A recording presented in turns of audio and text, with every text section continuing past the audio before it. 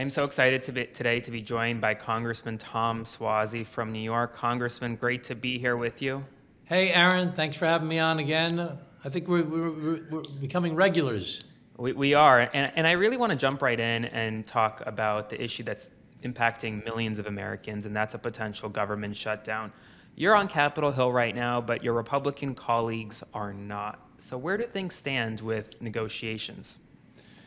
You know, the president has all year refused to meet with the Democratic leadership until yesterday. And I'm happy that he met with them yesterday. I mean, that's a positive sign that he's at least reaching out, because the whole thing, this whole year, ever since the president took office, the Republicans control the presidency, the Senate, the House, and everything's been my way or the highway. It's just been, they're going to ram through these one-party bills. And to govern effectively, you have to negotiate, you have to try and find common ground. Often one-party solutions get overturned by the next administration that's not of the same party. So we need to work on the issues that people care about: affordability, immigration, taxes, crime, and healthcare.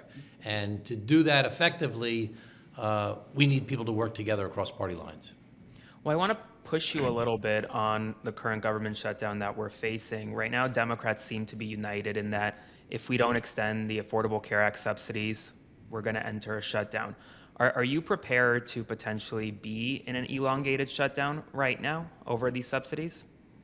I don't want it to be elongated, as you say, but I think that right now both parties have dug in.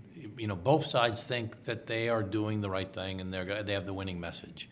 The Democrats think that the fact that everybody's health insurance is going to go through the roof because they have refused to extend these premium tax credits is going to be a major problem. We can talk about two things that the American people care about dramatically, which are rising costs and health care. The Republicans, on the other hand, are saying, hey, you're not cooperating with us, and the government shutdown is bad, and it's going to be your fault if we shut it down. Now, the Democrats think it's going to be the Republicans' fault. The Republicans say it's going to be the Democrats' fault. And you really need to see, I think because both sides are so dug in right now, that we really need to go through this battle to see where it shakes out. I actually think that the White House wants to make a deal. They haven't shown that publicly, but that's the sense that I'm getting. And I think that the Senate and the House Republican leaders are, why would you not negotiate all this time? Why, if you need the votes in the Senate, why wouldn't you negotiate? Do you want to shut? Is that what your intention was? Is to get a shutdown? Why wouldn't you at least try and reach out and say, well, I don't like your idea of doing a permanent extension of the employer tax credits. I'm on a bill to extend it for 1 year, a bipartisan bill to extend the premium tax credits for 1 year, so we can at least have time to try and figure out a way to reduce people's health insurance costs. Other people say, some of the Republicans say, we want income caps. If you're making above a certain amount of money, you should be able to get an insurance tax credit to reduce your premiums. I say, okay, let's make a deal. Instead of 1 year, let's do 18 months or 2 years, and we'll give you income caps. Let's negotiate. This my way or the highway thing, I think they've gotten too accustomed to it, and it's really not working. Well, I got to ask you something that Republicans have been pushing this narrative. Well, Congressman Suozzi, back in March, you voted for a clean CR. This is the same bill you voted for back in March. Why not vote for it again? I don't think I voted for the clean CR back in March. I voted against it, actually. Right. And I've pushed for a clean CR in the past. The problem is, and I believe we shouldn't be holding the government hostage just based upon the particular issue that's going on. I really do believe that. And there's a lot of merit to that argument. The problem is, this is not a clean CR. By a clean CR, for people who don't follow this stuff, I know it's very technical, this is a continuing resolution. It's to say, let's take the old budget and just continue to fund the government the same way we funded it before. Now, what happened is we funded the government for 2024 under the Biden administration. For 2025, we didn't do a budget. It just was a year-long continuing resolution. And that continuing resolution back in March, when they did that, included big cuts to things like the National Institutes of Health.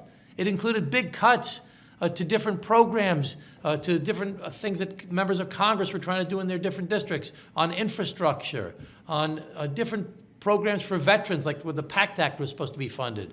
So that included cuts. Then on top of that, they did what's called the rescissions package. I know this is very technical, but they voted to further reduce the budget. All my way or the highway, Republicans did it with just their votes. Then the president is saying, I can do pocket rescissions. I can eliminate spending because I just want to eliminate spending, even though the United States Constitution in Article 1 says the power of the purse is the Congress's, not the executive branch.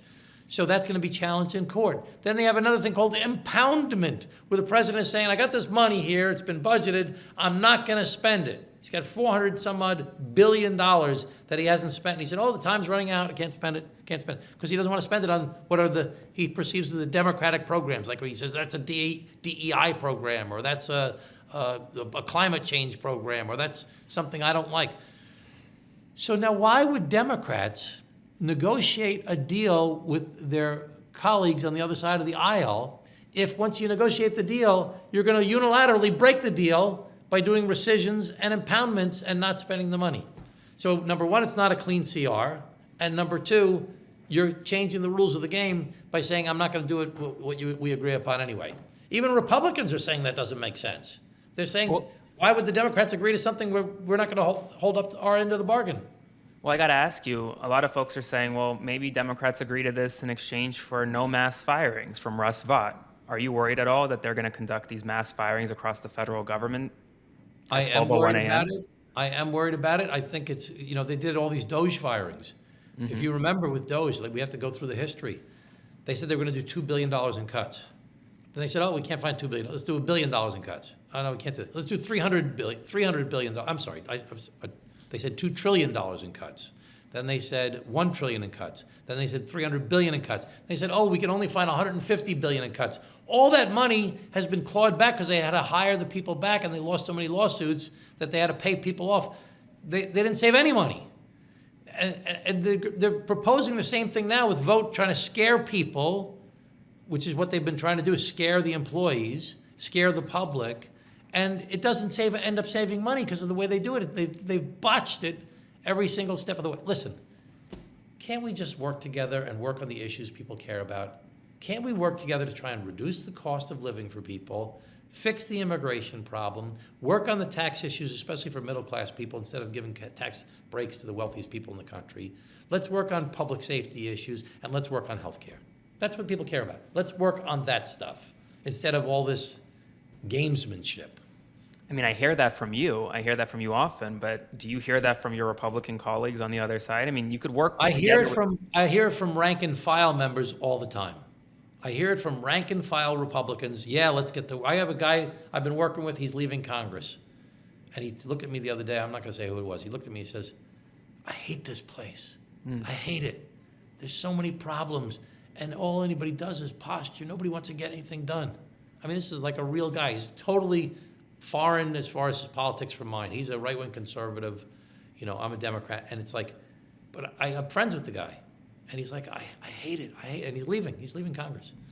So I'm not giving up. You're not giving up. We don't need the people to give up. Stay active and engaged. Keep on working. We can solve the problems if we can try and find some common ground to get things done. Well, you heard it here first. Congressman, thanks so much for joining me today. Yeah, Aaron, thank you so much for doing what you do. Hey folks, Aaron Parnas here. Thank you so much for watching The Parnas Perspective. Please consider subscribing to support our work as we grow this independent news media entity into something that rivals mainstream every single day. Thanks so much, and I'll see you soon.